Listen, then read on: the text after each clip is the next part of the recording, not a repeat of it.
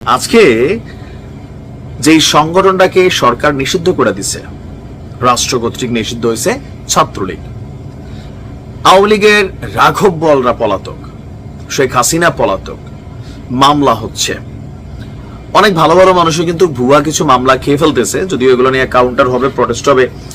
একটা অস্থির অবস্থান। সরকারের ডেভিল হান্ট অপারেশন চলছে, যৌথ বাহিনীর অনেক অভিযান চলছে, নামে বেনামে সবাইকে ধরার জন্য তালিকা করা হচ্ছে, তলে তলে অনেক কিছু ঘটছে। এটা আপনারা জানেন যারা একদম রুট লেভেলে আছেন। এই অবস্থার মধ্যেও ছাত্রলীগের কলিজাটা কয় হাত ভাই, আমার কাছে মনে হয় যে শুধরাবে না। এখন দেখেন ঘটনা কি, যেই ঘটনা ঘটছে, এরকম ঘটনা ঘটতে থাকলে শেখ হাসিনা বাংলাদেশে আসবে। আওয়ামী লীগের যারা একটু স্বপ্ন দেখছেন, প্রিপারেশন নিচ্ছেন, ভাই সেই আশায় পানি, মনে হয় না আসবেন। কেন? এরকম হলে রশিটা আরো শক্ত হয়ে যাবে। সিলেটে নিষিদ্ধ ছাত্রলীগের দুই গ্রুপের সামান্য কথা কাটাকাটির জেরে এক যুবককে এরা মাইরেই ফেলছে। ঘটনার প্রেক্ষাপট কি? যে মারা গেছে তার নাম হচ্ছে তুষার আহমেদ চৌধুরী। রাত 10টায়, গতকালকে রাত 10টায় নগরীর শাহী ঈদগাহ ভ্যালি সিটি আবাসিক এলাকা সংলগ্ন দলদলি চা বাগান এলাকায় এই ন্যাক্কারজনক ঘটনাটি ঘটেছে।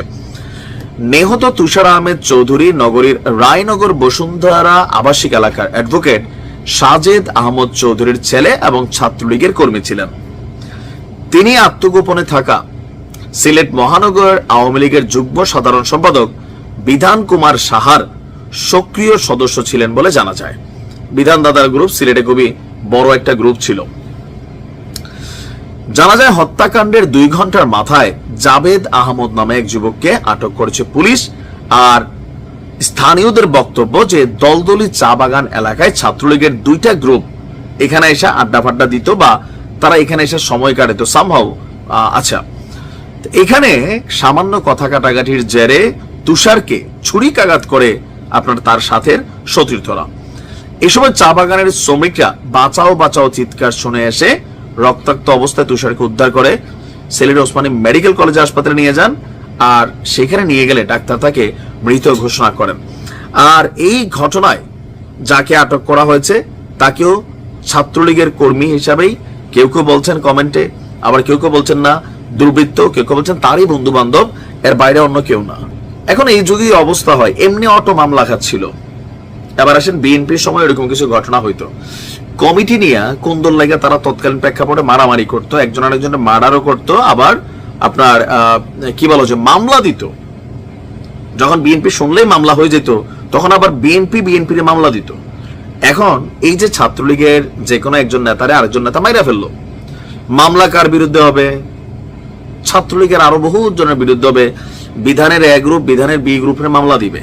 তো তোমাদের আসলে শেষ হইতে আর সরকার অন্য কোনো দলের লাগবে না, নিজেরাই এখনো পরিস্থিতিটা মনে বোঝো নাই।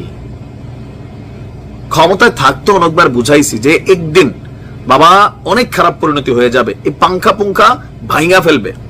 ভাঙছে না? ভাঙার পরেও আছে কোনো পরিবর্তন? এই অবস্থা চললে সবাই বলবে ইয়েস, ছাত্রলীগকে নিষিদ্ধ করা ইউনূস সরকার খুব ভালো কাজ করছে, হাততালি দেবে, দোয়া করবে। আর শেখ হাসিনা যদি বাংলাদেশে ফিরে আসার মনস্থির করা থাকেন অথবা আসেন, তার জন্য তো এখানে বিশাল একটা ঝামেলা তৈরি হবে, অপেক্ষা করতেছে। এর মাঝখানে এরকম ঘটনা ঘটলে মনে হয় না আর কি,